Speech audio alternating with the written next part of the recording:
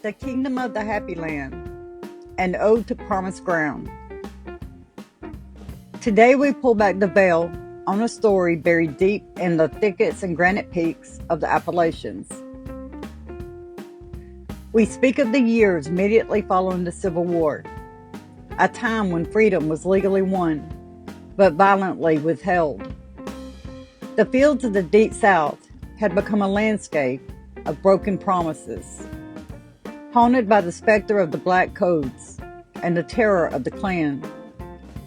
The enslaved were free, but they had no place to stand. Yet out of the dust and despair, a radical, profound, and spiritual vision was born.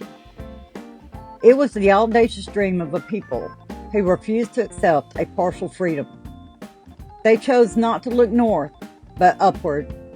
They chose the mountain. Picture the scene around 1866. A band of freed people, some sources say 50, others 100, led by figures like Robert Montgomery, turned their backs on the cotton fields of Mississippi and Alabama. They embarked on a pilgrimage, not just of miles, but of the soul. They journeyed through Georgia and South Carolina, walking along the spine of the mountains, seeking a place so remote, so beautiful, that it might be mistaken for God's own sanctuary.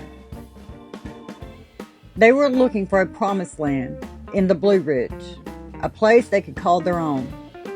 They found it in western North Carolina, and they declared their sovereignty in the wilderness. They didn't call it settlement or town.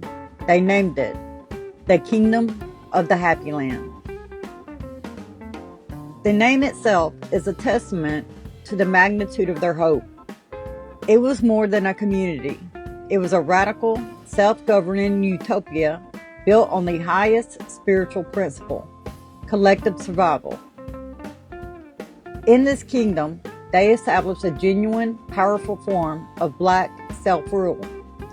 They chose a king and queen to lead them, leaders who were spiritual guides, legal arbitrators, and keepers of the common vision. They toiled, subsisted, and found innovative ways to thrive, even selling an herbal liniment across the region. And here is the most powerful lesson of the kingdom. They placed their earnings, their meager, hard-won silver, into a common treasury. Every ounce of profit, every single penny, was dedicated to one holy purpose: to purchase the land they stood on.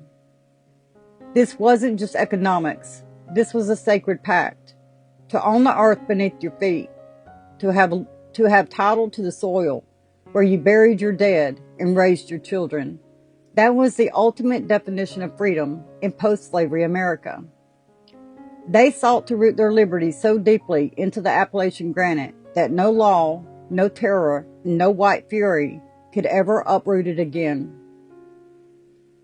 For decades, the Kingdom of the Happy Land stood as a beacon, a quiet, powerful, and utterly defiant testament to the will of a people to forge heaven on earth. It was a place where human worth was not debated, but assumed. Yet, like all powerful visions, the physical kingdom eventually faded. The founders passed. The pressures of development, the need for new economies, and the slow, insidious march of time saw the families drift to neighboring towns. The cabins fell to ruin, and the history was nearly swallowed by the reforested peaks. But I ask you, did the dream truly die? The answer is no. The Kingdom of the Happy Land is not merely a forgotten footnote in history. It is an eternal spiritual blueprint. It is the living proof that when a people, shattered by injustice, choose audacious hope and collective love over despair, they can create a sanctuary where the broken are healed and the lost find their way home. So let us honor this unseen history. Let us carry the spiritual courage of the king and queen and the quiet, revolutionary love of those who built a happy land, brick by visionary brick, in the most unlikely and beautiful mountains of America. Their spirit still echoes in the hills, demanding that we too find the courage to build our own kingdoms of the Happy Land. I hope you enjoyed this story, and God bless you.